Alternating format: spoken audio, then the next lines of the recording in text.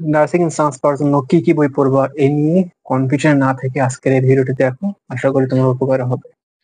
তো nursing chance পাওয়ার জন্য মূলত বাংলা সাবজেক্টটি ভালো মতন কভার করার জন্য তোমরা তোমার যদি তোমার কাছে যদি অভিযাত্রী বইটি থাকে তাহলে এই বইটি শেষ করলে না। আর হচ্ছে মুখস্থ পাঠের জন্য এটিএম নিতে পারো, কারণ এটিএম এ সবচেয়ে গুরুত্বপূর্ণ সবচেয়ে গুরুত্বপূর্ণ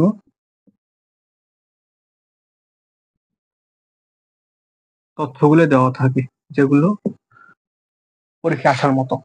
এবং বাংলা ব্যাকরণ কভার করার জন্য নবম দশম শ্রেণীর বাংলা ব্যাকরণ বইটি এর কোনো বিকল্প নেই, কারণ এই বইটি থেকে চাকরি বলো, ভার্সিটি পরীক্ষা বলো, নার্সিং সবখানে এই বই থেকে প্রশ্ন করা হয়। তাহলে বাংলা সাবজেক্টটি ভালো মতন কভার করার জন্য আমার কাছে সবচেয়ে প্রেফার হচ্ছে অভিযাত্রী। বাংলা বিচিত্রা মোটেও খারাপ না, এটিও ভালো, তবে সবচেয়ে ভালো অভিযাত্রী। এবং ইংরেজি কভার করার জন্য মাস্টারের কোনো বিকল্প নেই।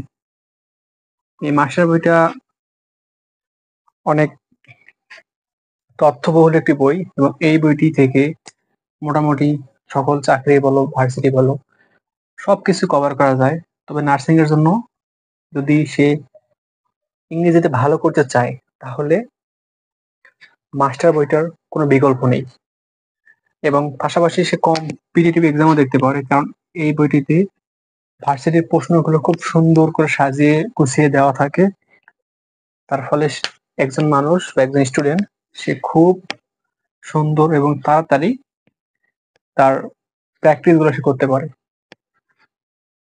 এবং বিজ্ঞান সাবজেক্টটি কভার করার জন্য এমপি3 সাধারণ বিজ্ঞান একটি বই আছে, এই বইটি পড়লে সে মোটামুটি ভালো করবে। কারণ আমি একজন মানবিকের স্টুডেন্ট ছিলাম এবং আমি এমপি3 বইটি পড়েই নার্সিং পরীক্ষায় 20টি সাধারণ জ্ঞানের মধ্যে 16 থেকে 17টি সাধারণ জ্ঞান কমন পেয়েছি। এবং এই বইটা আমি কিভাবে পড়ছি সেটা হচ্ছে শুধু চাকরির প্রশ্নগুলো পড়ছি, কোনো বিস্তারিত পড়িনি। চাকরির যে বিগত প্রশ্নগুলো ছিল, যেমন বিসিএস, ব্যাংক এবং আরো অন্যান্য চাকরির যে প্রশ্নগুলো আছে সেগুলো পড়ছি, এর বাইরে কোনো পড়াশোনাই করিনি। আর এছাড়াও যারা নবম দশম শ্রেণীর অথবা ক্লাস 8 এর মূল বোর্ড বইটা দেখতে পারে, তার জন্য বিজ্ঞান আশা করি শতভাগ কমন থাকতে পারে। আর সাধারণ জ্ঞানের জন্য আমার কাছে এমপি3 পারফেক্ট, পাশাপাশি মিউজিকও পারফেক্ট। তবে এমপি3 থেকে সে বিগত বছরের প্রশ্নগুলো দেখতে পারবে, দেখতে ভালো হয় বিগত বছরের প্রশ্নগুলো। আর হচ্ছে মিউজিকে থেকে একটা পরীক্ষার আগে মিউজিকের একটি সুপার সাজেশন বের হয়, সেইটা কিনে একবার রিডিং করলে তার মোটামুটি ভালো হবে। এবং সে মোটামুটি জিকে যে কটা প্রশ্ন থাকে সেই কটা প্রশ্ন সে ইনশাল্লাহ কমন পাবে। আর গণিতের জন্য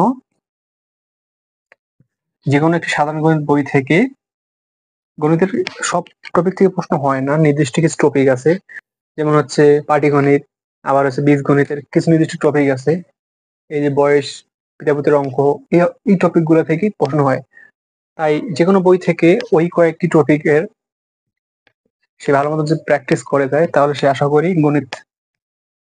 গণিতের থেকে সকল প্রশ্ন অ্যান্সার করতে পারবে। আমার মতে এই বইগুলো যে কেউ যদি ভালো মতন কভার করতে পারে তাহলে তার মোটামুটি নার্সিং এ চান্স পাওয়া সহজ। তার আগে সবার আগে তাকে নার্সিং এর প্রশ্ন বুঝতে